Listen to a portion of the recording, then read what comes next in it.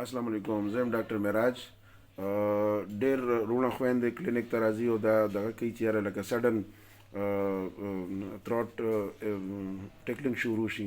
او ورسره چې کوم دی نو تھروټ انفیکشن او تھروټ پین شروع شي، ورسره لږ ډېر ټوخي هم وي که نه. دا نن سبا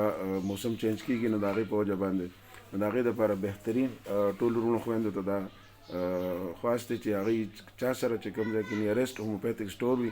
یا هوموپیتھک ډاکټر وي نو هغه له دې لړ شي او هغه نه د بیلاډونا پلس پیرمپاس 30 کې دا د روالي سار غرمه ماښام انشاءالله چې 48 غنټې هغه یوز کړي نو تھروټ انفیکشن تھروټ دا ټیکلینګ چې کوم دی دا به هم ختم شي، مری درد هر څه به ټیک شي، ورسره ټوخي او درد کوي که نه تب وغیره که ورسره اب هم ختم شي انشاءالله. ښه جي، السلام علیکم.